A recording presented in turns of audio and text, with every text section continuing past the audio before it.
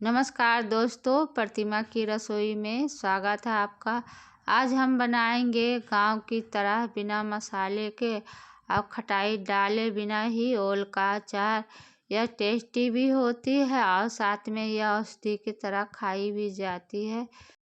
तो हम लोग इसे गांजा भी कहते हैं। कमेंट करके ज़रूर बताइएगा कि आपके यहाँ इसे क्या बोले जाते हैं। तो इसके लिए हमने यहाँ पे 1 पौआ छिले हुए कच्चा हल्दी लिए हैं, उतना ही आधी लिए हैं, तो इसे भी हमने छील लिए हैं। लहसुन भी 1 पौआ लिए हैं, तो इसे भी छील के ही यूज करेंगे। और 1 पौआ ओल लिए हैं और 1 पौआ हरा मिर्ची लिए हैं।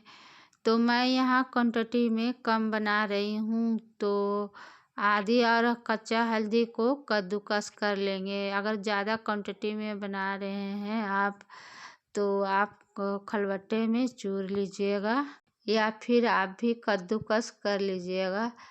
तो सिर्फ आधी और कच्चा हल्दी और ओल को ही कद्दूकस करके डालेंगे। यह अचार हमारे यहाँ ठंड में ही बनती है और ठंड में ही खाई जाती है। अक्टूबर या नवंबर में आप बनाते हैं तो 1 महीना बाद आप इस अचार को खा सकते हैं।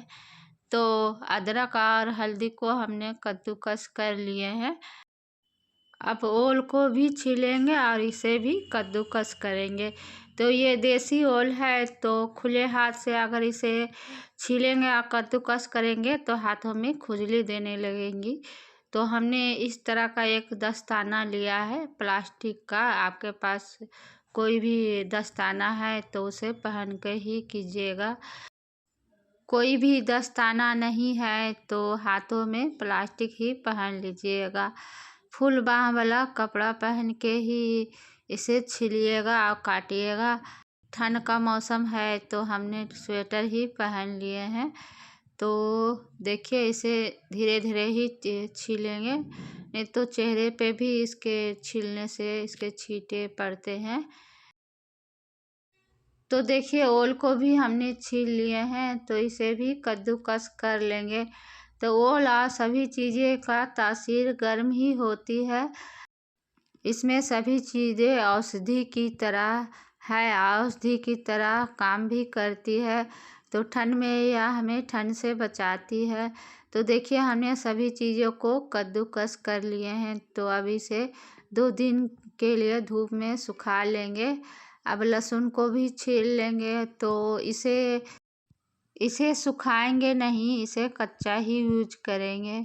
सिर्फ इसे बारीक से चॉप करके या खलबट्टे में चूर कर ही यूज करेंगे। तो अब देखिए, हल्दी भी बढ़िया से सूख गई है, बस इसी तरह से सूखना चाहिए।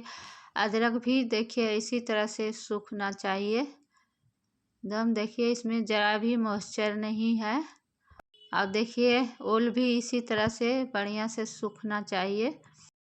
सूखेंगे तभी अचार ज़्यादा दिन तक चलेंगे। तो अब लहसुन को भी बारीक से चॉप कर लेंगे। तो जिस दिन अचार बनाइएगा उसी दिन लहसुन और मिर्ची को चॉप करिएगा या खलबट्टे में चूर लीजिएगा। तो देखिए, हमने इस तरह से चॉप किए हैं। आप चाहें तो मिक्सी में भी दरदरा चला सकते हैं। तो हमने सभी चीज़ें समान मात्रा में लिए हैं। हरी मिर्ची की मात्रा आप कम कर सकते हैं अगर ज़्यादा तीखी वाली आपकी मिर्ची है तो मिर्ची को भी हमने बारीक से चॉप करके डाल दिए हैं। तो आप सभी चीज़ें सूखे हुए अदरक, हल्दी और ओल सभी चीज़ें एक साथ मिला लेंगे। अब क्वांटिटी के हिसाब से 2 चम्मच नमक डालेंगे और 1 चम्मच हल्दी पाउडर डालेंगे और 1 कटोरी भर के सरसों तेल डालेंगे। तो ये गरम किया हुआ नहीं है, कच्चा ही है। अब सभी चीज़ों को मिला लेंगे। तो इसमें मसाले नहीं पड़ते हैं, सिर्फ इतना ही चीज़ें पड़ती है। इसमें खटाई भी नहीं डाली जाती है, बस इतना ही चीज़ें मिलाकर इसे जार में रख देंगे। तो देखिए इस तरह का जार है मेरे पास। तो ये कॉम्प्लान वाले हैं, ये कांच का जार है। तो अब तो कॉम्प्लान कांच वाले नहीं आती है, प्लास्टिक की है आती है। इतना दिनों से हमने इसे संभाल के ही रखे हैं।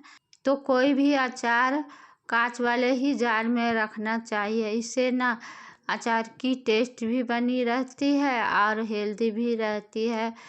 तो इस अचार को आप 10-15 दिनों के लिए धूप में रख सकते हैं।